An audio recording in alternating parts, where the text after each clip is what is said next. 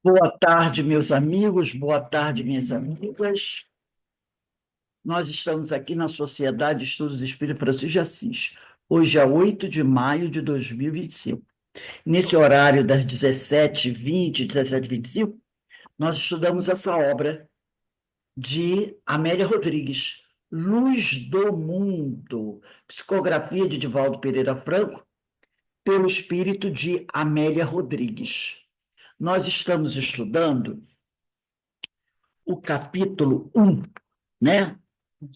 Boa Nova. Não, estamos em Ah, não, desculpe. A Estrela de Belém. O capítulo 2, A Estrela de Belém.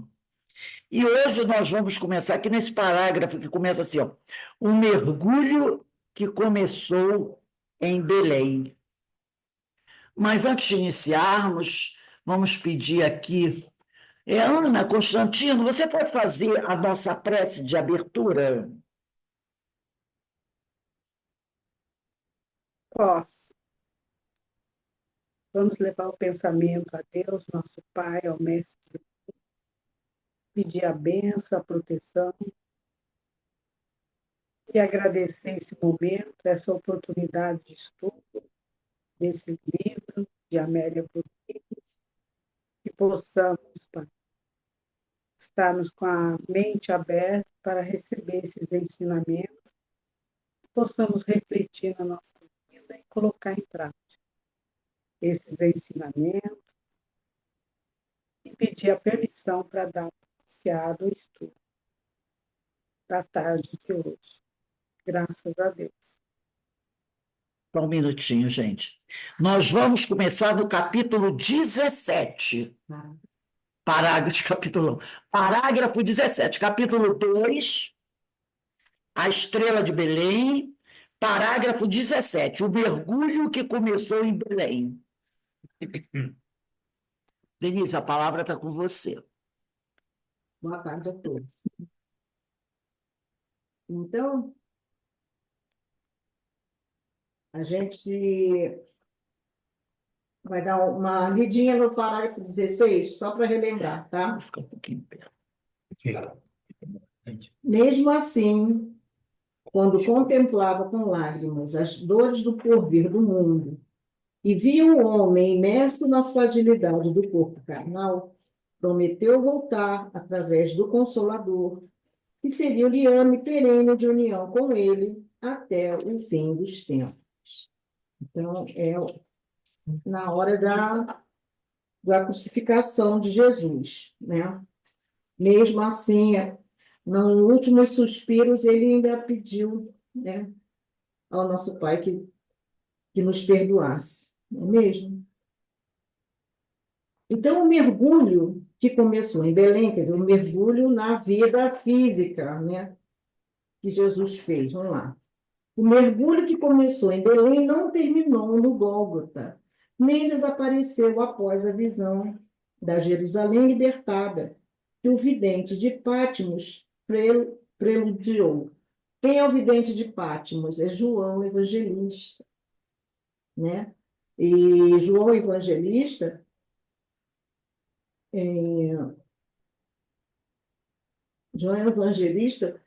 escreveu essas visões todas que ele teve, né?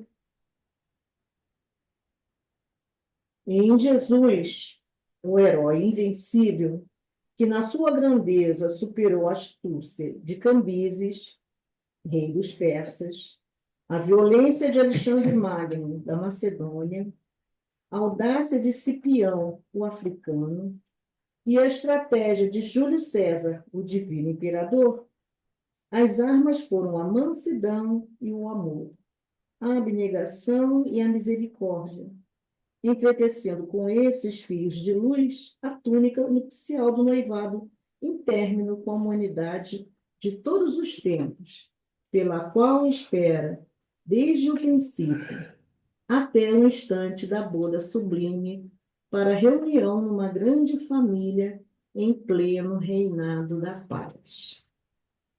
Então, o que Jesus espera de nós? Espera que nós nos melhoremos, né? Nos purifiquemos, nos tornemos como crianças, né? Para poder chegar ao seio do nosso Pai, né?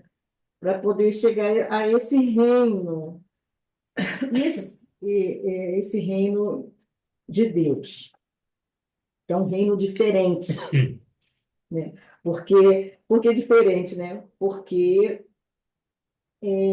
não é o reino que as pessoas pensam, né? De um rei que manda em tudo, não é isso? É o reino da paz, o reinado da paz. Eu tenho um pouquinho aqui, ó, vou compartilhar com vocês, um pouquinho. Deixa eu ver se eu consigo. Não, não dá. Não dá para compartilhar, mas eu vou ler aqui um pouquinho para vocês. De Cambises, é o rei persa. Quem foi Cambises?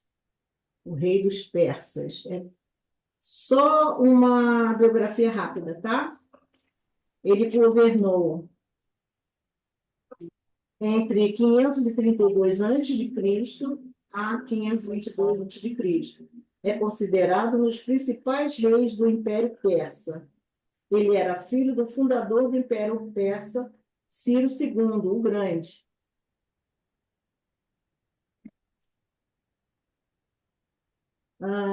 Ele pertenceu à dinastia Aquemênida e foi responsável por ter conquistado o Egito em 525 a.C., na Batalha de Pelusa.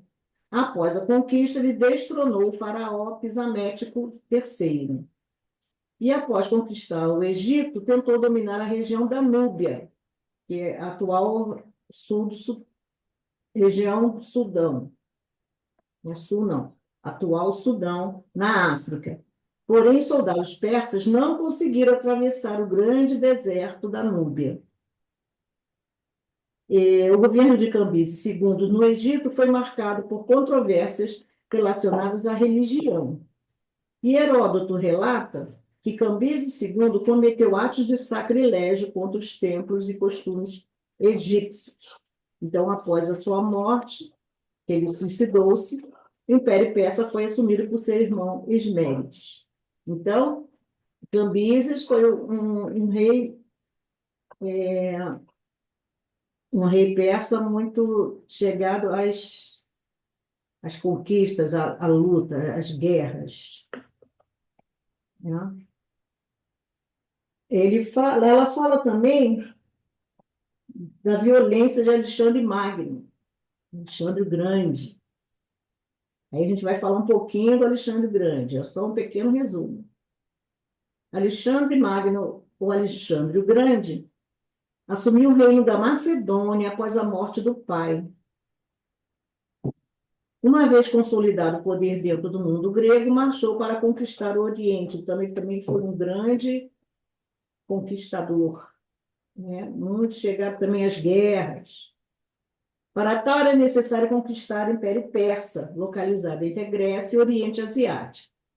Era uma região muito cobiçada pelos gregos, mas o poder militar dos persas sempre impediu a expansão dos helenos. No ano de 334 a.C., Alexandre atravessou o Helesponto, faixa de mar entre a Grécia europeia e a Grécia asiática, e apossou-se da Ásia Menor. Em seguida, venceu o exército persa, comandado pelo próprio rei Daríus III. Dirigiu-se para a Fenícia, onde tomou o porto de Tiro. Marchou para o Egito, que era dominado também pelos persas, e ali se fez coroar faraó. Diante do poder de Alexandre Magno, Dario III propôs um acordo de paz, porém este foi recusado. Em 331 a.C., os persas foram vencidos definitivamente. Como imperador, Alexandre avançou para as principais cidades persas, como Babilônia, Susa e Persépolis. O exército de Alexandre prosseguiu e chegou à Índia, onde percorreu a região do Rio Indo. Ao tentar avançar mais a leste para atravessar a Índia, sofreu a sua primeira e única derrota, a recusa de seu exército de continuar. Cansados dos 8 anos de luta, seus guerreiros queriam voltar para casa. Tá? Isso foi um pouquinho de Alexandre o Grande, Alexandre Magno. Ela fala também sobre Cipião africano.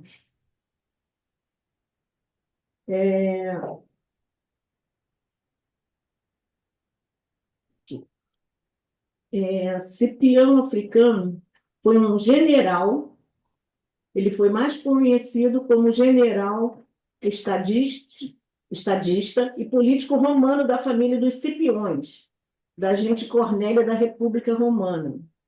Ele foi eleito cônsul por 2 vezes, com Públio Licínio Crasso e Tibério Semprônio Longo. Um dos maiores generais romanos de toda a história. Derrotou Aníbal na Batalha de Zama, encerrando a Segunda Guerra Púnica. Quando Cipião morreu em meio a acusações de seus rivais de ter aceitado o suborno do rei da Síria, Selêutica, Antíoco III, a quem havia derrotado na Ásia Menor. Autoexilado em sua vila na Campânia, teria dito que minha pátria ingrata não terá meus ossos antes de morrer. E também foi um grande lutador, né? Um grande guerreiro, Cipião africano. E ela fala também sobre Júlio César, né? Então, a gente sabe, deixa eu deixar aqui e ampliar. A gente sabe que o rei que todos estavam esperando daquela época seria um rei de guerra, como todos esses outros reis, né? E Jesus veio de que forma? Forma suave, amando, né? As armas dele eram a mansidão, o amor, a abnegação, a misericórdia, a renúncia, né? E continua Amélia Rodrigues.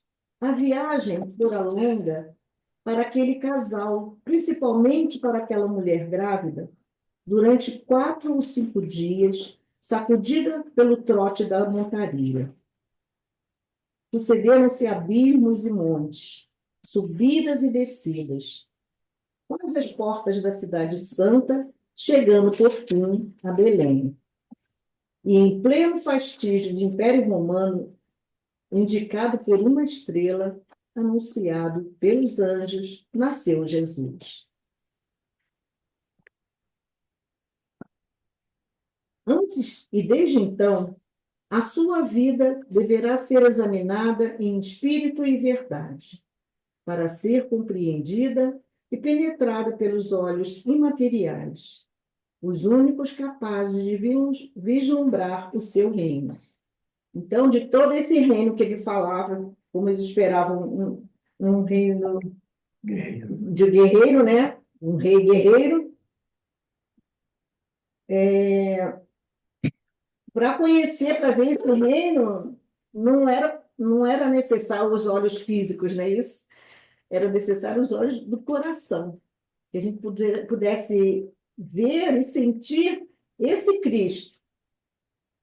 E ele fez conosco uma ligação grande, né? Fez conosco uma ligação grande, porque ele veio, exemplificou tudo aquilo que a gente precisa para chegar até o Pai, chegar até o reino. Seja qual for a hipótese respeitável sob a estrela de Belém,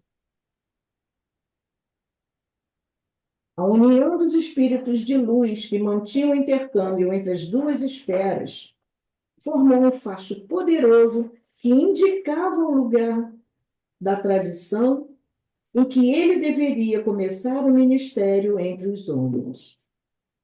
Pastores e reis magos, todos videntes, convidados pelas entidades celestes, seguiram-na cada um a seu turno, enquanto os cantores sublimes proclamavam: glória a Deus nas alturas e paz na terra entre os homens de boa vontade. Então, essa estrela de Belém, não interessa que tipo de fenômeno foi ocorrido, apesar de todas as pesquisas, de todas as explicações que cada um quer dar, o que interessa é que foi marcado um lugar onde ele nasceria, porque esse lugar foi escolhido, né? Não foi à toa. Ele escolheu esse lugar para nascer exatamente para dar-nos o exemplo. E a gente, ouvindo isso, né, pelas palavras de Amélia Rodrigues, a gente sente toda essa poesia, né, esse amor de Jesus ao vir aqui entre nós para nos trazer a boa nova. Não é mesmo? Vamos passar agora à leitura do capítulo 3, do reino diferente, que eu falei ali antes, é porque eu já tinha lido, então minha cabeça já estava assim, com um pensamento entrosado de um capítulo para o outro. Por que que esse reino era diferente, né? E a Amélia nos conta a partir dos pensamentos, e diferente, ela coloca aqui, ó, entre aspas, os pensamentos das pessoas aqui que vão falar aqui no texto, que é o pensamento e os anseios de Tiago. Então, o tipo de narrativa é diferente, tá? Então, vamos ver esse reino diferente. Você pode iniciar, por favor? Sim. O reino diferente. Que estranho e enigmático era aquele rabi, pensava Tiago, atormentado, em contínuos cismares. É verdade que o amava. Todavia, por mais profundo como era aquele amor, não conseguia compreendê-lo. A sua mensagem penetrava as almas e as suas atitudes de retidão conseguiam impressioná-lo de forma irreversível. Malgrado as dificuldades que se debatia, sentia a grandeza do poema de amor que ele cantava nas praias e com que arrebatava as multidões. Receavam, porém, que a palavra não se demorasse por muitos anos, como ele desejava. Afinal, era necessário recorrer aos nobres, aos poderosos, para granjear os favores humanos. As rédeas do poder permaneceram sempre em todos os tempos nas poucas mãos da força, e estas somente se faziam benignas em relação aos que agradavam às posições dos mandatários. O rabi era integérrimo e bom, não obstante se recusasse sistematicamente a subserviência, evitando mesmo oferecer aos poderosos essas homenagens tão do agrado dos que desfrutam as situações de privilégio. Não poucas vezes, fora ele acusado pelos fariseus de não serem encontrados entre os seus seguidores um príncipe sequer, um doutor da lei, alguém que fosse alguma coisa. E tinha razão, forçoso era dizê-lo. É a verdade que sempre ele se encontrava cercado pelas multidões dos desgraçados, dos mal cheirosos. Pronto. Muito obrigada. Então, qual é o pensamento do Tiago? Ele não conseguia compreender Jesus também. Imagina, gente, hoje mesmo, nós ainda temos dificuldade de compreender 2000 anos depois, não é? Com tanta bibliografia aí explicando para a gente, trazendo para a gente a interpretação dos textos, das coisas que ele falava, a gente não consegue entender. Então, a gente sabe que aquele tempo, então, no tempo de Jesus, o tempo dos apóstolos, muito mais difícil era essa compreensão. Porque hoje a gente já teve a compreensão do mundo maior, né? Do espaço em que a gente habita nesse planeta, da diversidade, do desenvolvimento da ciência. Como a Rose falou anteriormente, hoje a gente já tem condição de entender que uma nave que vai atacar como esses drones atacando um país ou outro, a gente tem compreensão desse fato porque a gente já passou por outras coisas, né? Já aprendeu que era um avião, né? Já faz parte da nossa realidade. Então, imagina aquele tempo, o tempo de Jesus, e ele chegando com uma doutrina assim tão diferente, tão que não atentava sobre, não é atentava, uma doutrina diferente, que não se rebaixava aquele, aquela religião de amar a Deus por formas exteriores, ele não concordava com isso, né? E Tiago, ele foi criado dentro do judaísmo puro, aquele judaísmo Raiz. raiz, né? Como a gente fala, o judaísmo raiz.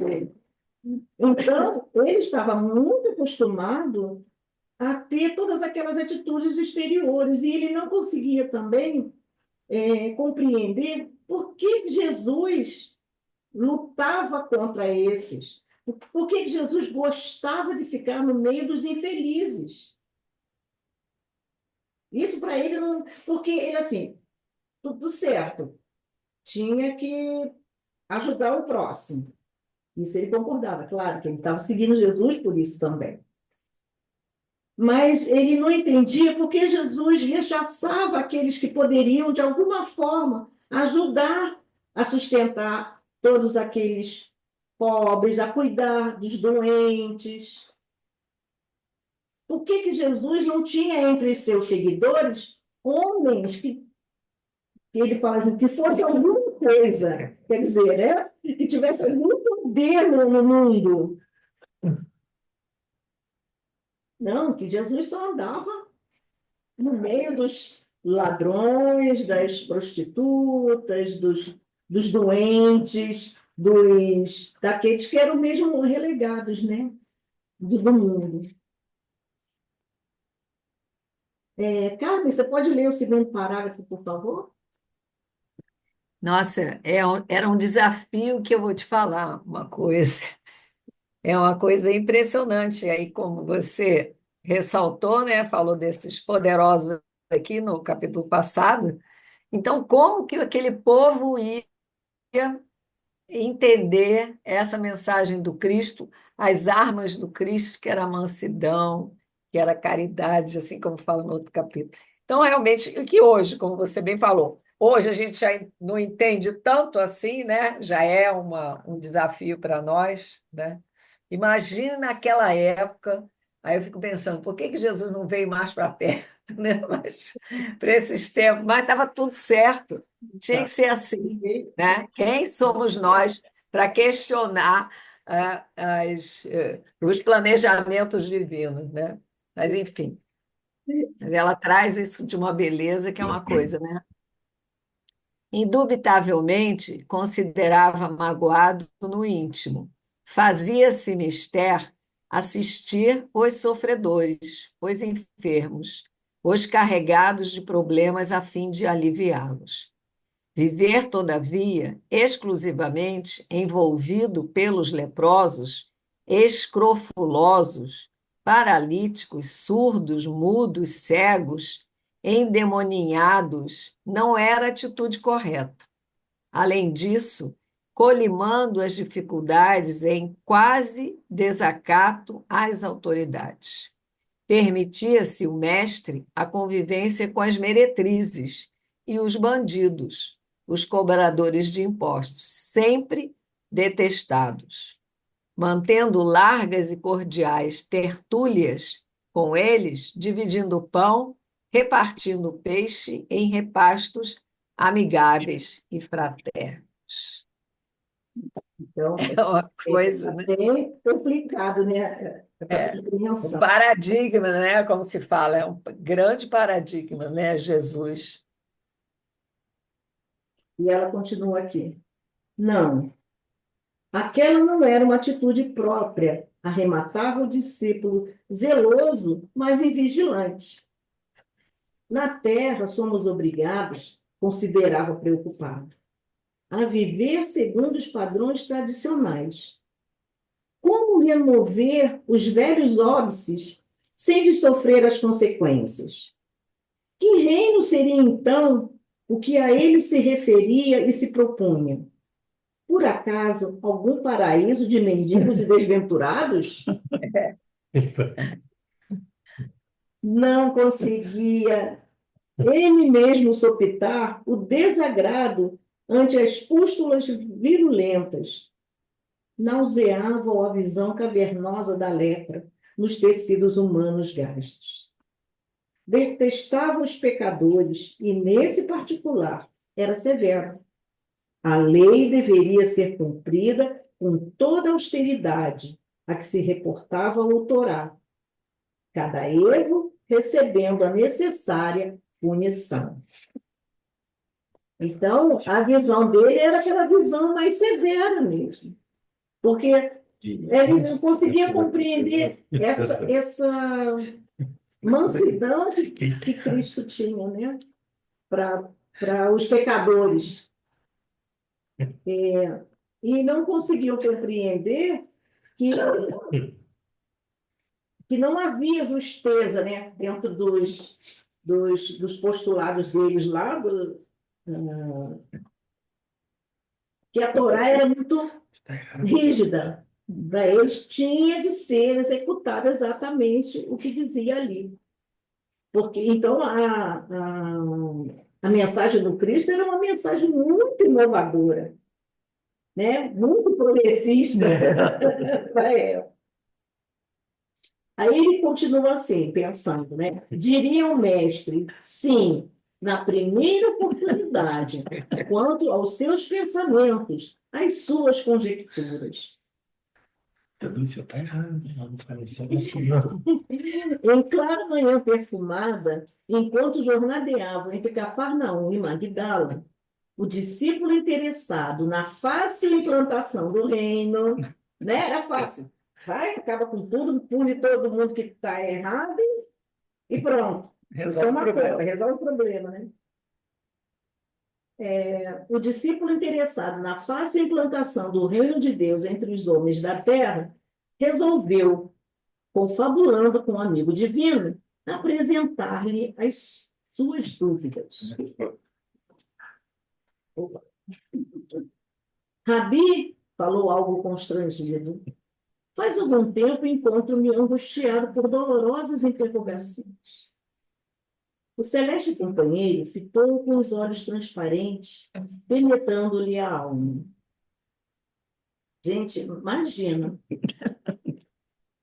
Imagina. Você, os seus pensamentos controversos, confusos, achando que seu mestre estava fazendo coisa errada, porque tinha que ser mais severo, né? Quando ele olha para você com aqueles olhos, imagina. E a gente sabe que quando ele parava e olhava com aquele olhar de amor, você ficava tocado, né? Você ficava tocado. É um olhar que penetrava. E ele já sabia, né, o que a gente estava Já sabia o que eu estava pensando que eu ia falar. Já estava Exatamente, o que ele estava pensando, o que ele resolveu falar, e esperou. Ele olhava e esperava, né?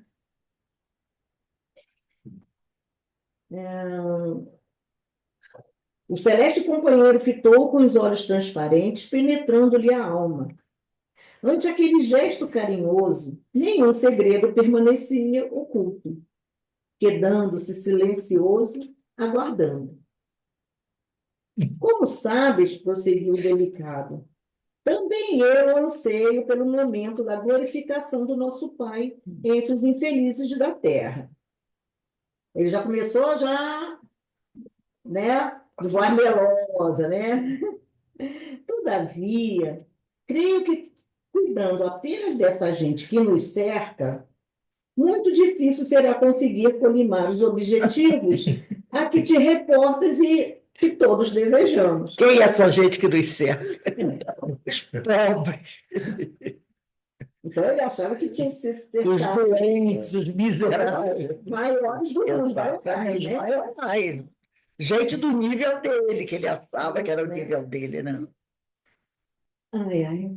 Encorajado pela atitude de cordial simpatia e discreta aceitação da censura por parte do ouvinte, prosseguiu. Conheço pessoas das classes mais favorecidas que não se negariam a contribuir com a sua posição, suas moedas e títulos, de modo, com a sua posição, suas moedas e títulos, de modo a facilitarem a penetração dos nossos postulados entre os anciães e os mais representativos membros de nossa raça. Quer dizer, ele quer dizer, senhor, nós temos um monte de simpatizantes. Isso. Ricos, simpatizantes aqui, ó. A gente não precisa ficar nessa... Desse povo aqui que está aqui embaixo, né? Ai, meu Deus. Todavia, não se inclinariam eles a aceitar uma comunhão com estes que compartem nossos ideais. Os proletários infelizes, a ralé sem nome. Gente, tem muita coragem ele, né? Corajoso ele era. O mestre, sem traduzir qualquer surpresa ou desagrado, continuou sereno, de passo regular, caminho afora. Ana Constantino, você pode continuar a leitura, por favor? Sim. Obrigada. Tiago caiu em pesada reflexão. A natureza, não é? Desculpa. Natureza. Eu pulei. Peguei. Desculpa. A natureza, àquela hora da manhã, derramava ondas de leve perfume campesino pela alameda agradável que resguardava a vereda. Anseio ver-te em Jerusalém entre os mais expressivos nomes do povo. Apresentou-se Tiago, emocionado, glorificando, passarás a posteridade entre aqueles filhos de Israel, que serão sempre venerados pelas gerações futuras. E como o Senhor prosseguisse discretamente, silencioso, indagou inquieto o discípulo agitado. Não dizes nada, mestre. Não dizes nada, mestre. Eu gostaria de ouvir tua opinião. Tenho falado a todos a mesma linguagem, acentuou, pausando, o Filho de Deus, linguagem de amor e compreensão. Em verdade, as minhas palavras são atos que, inconfundíveis, não podem receber interpretação incorreta, nem se ajustam a malévolas conceituações. Não venho para os sãos, os felizes, os ditosos, os que já receberam da terra o seu galardão, as suas reservas de alegria e suas altas concessões de triunfo enquanto transitórios. Obrigada, Ana. Refletindo Obrigada, querido. Então, o que aconteceu? Jesus respondeu a ele que ele não poderia compactuar com isso, né? Que a linguagem que ele usava é a linguagem do amor e da compreensão. E as palavras dele não poderiam ser interpretadas de forma incorreta, e nem se ajustar às malévolas conceituações. Porque se ele tivesse como seguidores aqueles que pregavam justamente o contrário do que ele estava falando, o que ele falava, o que ele exemplificava, né, não teria. Não teria interpretação errada, errônea do que ele falava, né? Porque ele falava uma coisa e esses ditos os bons aí, os poderosos ali do mundo, só falavam a língua do dinheiro, né, gente? A gente boa, né? É. A gente boa, né? Dos Poder dos interesses pessoais. realizar os outros, Exatamente. como se fala assim, de separação, né? De jogar. E a gente percebe que toda vez que alguém vem com um discurso falando do amparo, do socorro aos doentes, aos desamparados, quer ver uma coisa que irrita muita gente e dá problema? Terrivelmente. Aí a pessoa banca, assim, é Tiago, né? Um Tiago, quando alguém diz assim, vamos fazer um trabalho assistencial do presídio. Vamos lá no presídio, né? O pessoal, eu tenho uma amiga muito querida, assistente social, trabalhou muitos anos no presídio, né? Auxiliando os presos e as famílias dos presos. Gente, ela mesmo fala, né? Querida amiga Fátima, Maria de Fátima Abdala, como é difícil, porque prisioneiros, pessoas que eles chamam de marginais, né, bandidos, que são presos, tinha que ser jogado no fosso, cheio de crocodilo, faminto. Entendeu? Então, quando alguém fala, né, levar o evangelho, a assistência social, o amparo para a família, aquelas coisas todas, é isso aí. Mas, Senhor, né, essa gente. Aí a pessoa pergunta: Jesus estaria onde? No Natal, vamos dizer, a ceia de Natal. Jesus dissesse assim: olha, vamos fazer uma ceia de Natal na casa aqui do príncipe fulano de tal, que é gente muito boa, né? E vamos fazer lá uma ceia de Natal lá no Bangu 456. Onde vocês acham que Jesus ia passar a ceia de Natal? Claro, no presídio. Entendeu? Mas nós íamos ficar assim. Senhor, não dá para o senhor refletir um pouquinho mais? Dá uma de Tiago, né? Não é? Será que não é, senhor? Então, todo o trabalho, quando se fala em auxiliar os mais desvalidos, é desvalidos espirituais e desvalidos financeiros. Maria de Magdala era considerada pelas pessoas como uma prostituta. Havia um Tiago que, quando ele escolhe Tiago para ser o seu discípulo, o mundo caiu, porque Tiago era um dos homens mais odiados, ele era um coletor de impostos. E o coletor de impostos sempre cobrava um pouquinho mais para fazer uma garantia para ele, que se houvesse algum problema, e ele tivesse errado em alguma coisa, e os romanos viessem em cima, ele tinha que dar a quantidade. Porque os romanos diziam assim: não, faz as contas, amanhã você me paga. Não, era agora. Paga agora. Errou, está roubando certo, acabou. Então ele tinha que ter a garantia dele. Tinha que ter a garantia dele. E Jesus convida esses homens. Jesus conversa com. Tinha, né, ladrões, prostitutas, né? Ele tratava bem, dividia o pão, né? Não é? Tem até a frase lá que ele diz para aquele que está lá na cruz, que depois a gente vai conversar sobre isso. Então, quem era? Aonde Jesus andava? No meio do povo. E é isso que o Tiago vai dizer. Olha, tem um monte de gente aqui que abraça a nossa causa. Um monte de gente gosta do senhor até, acha suas palavras legais, querem abraçar a causa, querem contribuir com o movimento, até assim, querem dar força para o movimento. Só que tem um probleminha. Eles não acham legal participar de uma reunião com o senhor à mesa e ao perto deles um monte de pecador. Porque depois que eles saem daqui, tem que todo mundo o tempo fazer A limpeza. a limpeza. O senhor acha que um senhor desse vai querer apertar a mão de uma prostituta? De um ladrão? De um pobre? De um ranceniano? De um leproso? O senhor abraça leproso, mestre, dá licença. O senhor abraça leproso. Era isso que os seus próprios discípulos diziam. Porque eles pensavam assim, eles não compreendiam a missão de Jesus. Não compreendiam.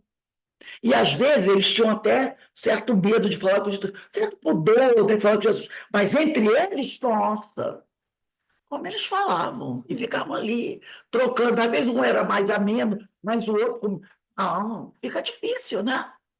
E Jesus, né? Meu Deus, ouvia aquilo tudo, já sabia o que eles traziam do coração, né? Para conversar com ele e tentar explicar para ele que ele não podia fazer assim. Tá tudo bem, manda todo mundo embora e vamos lá para a nossa reunião separado com o pessoal do bem. Pois é, né? Complicado, né? É. Então, seria. Complicado. Então, ele diz, né, que não veio para os sãos, né, para os felizes, para os ditosos, que eles já receberam a sua parte da terra. Ele veio para aqueles, os doentes, não é isso? Sim. Os desvalidos, exatamente.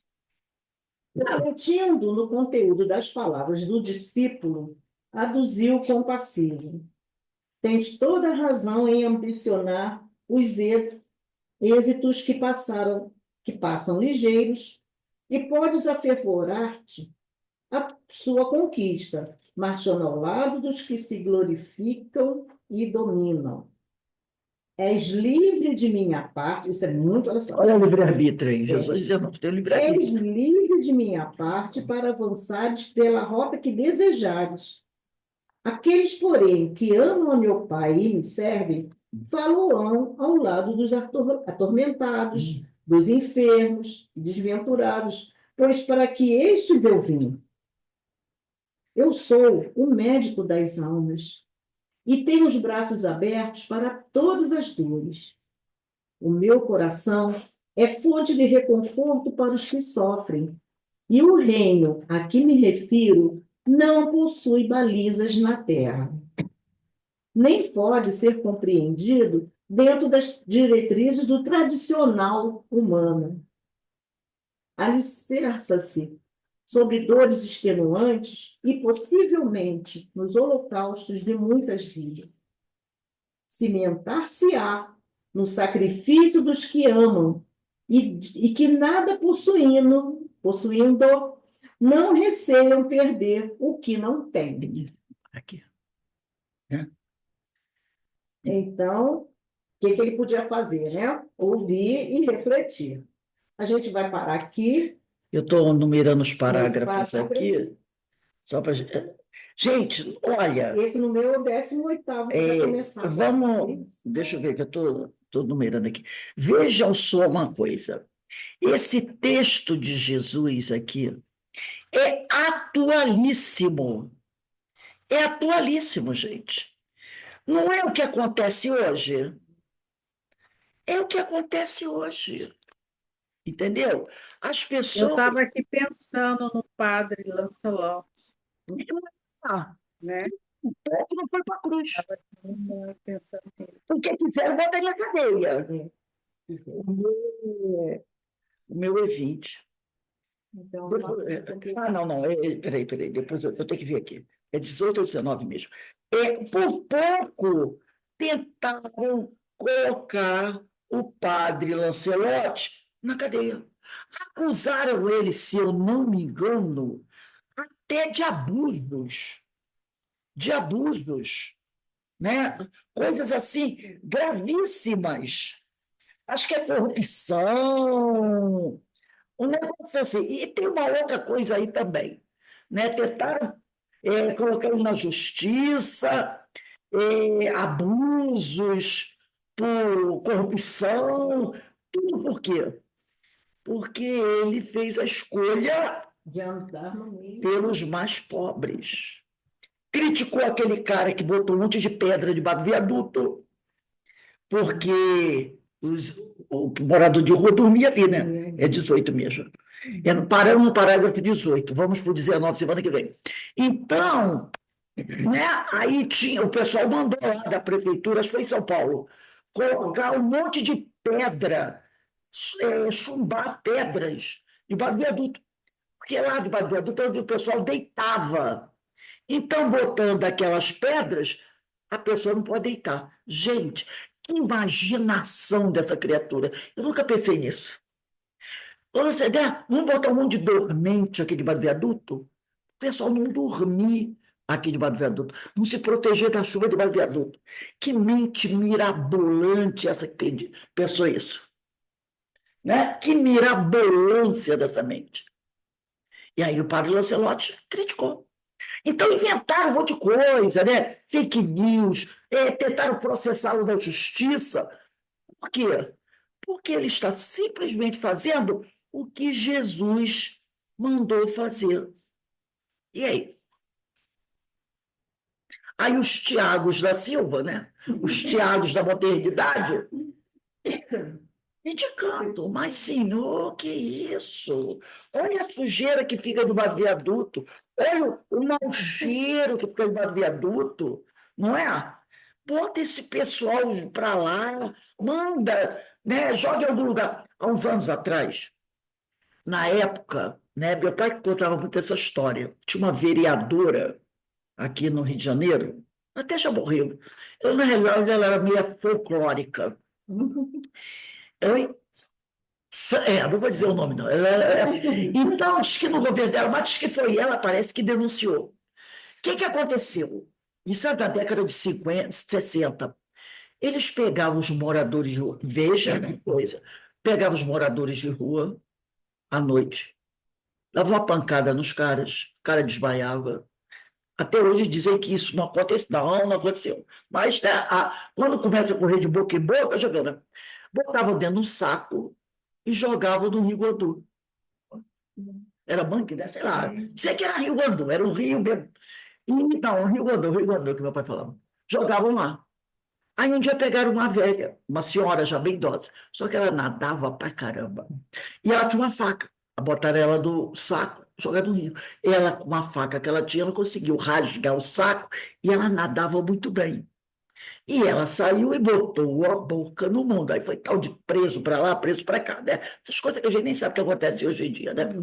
Não tem outro que joga os garotos de boa família? O que eles fazem quando passam pelos moradores de rua? Não joga gasolina e taca fogo? Os indígenas também fizeram isso com indígena, então os meninos de boa família, né? Rapazes, adolescentes de colégios caríssimos. Então, hoje é a mesma coisa. Eles não entendem que esses, entre aspas, são os preferidos de Jesus, como está lá no Evangelho, né?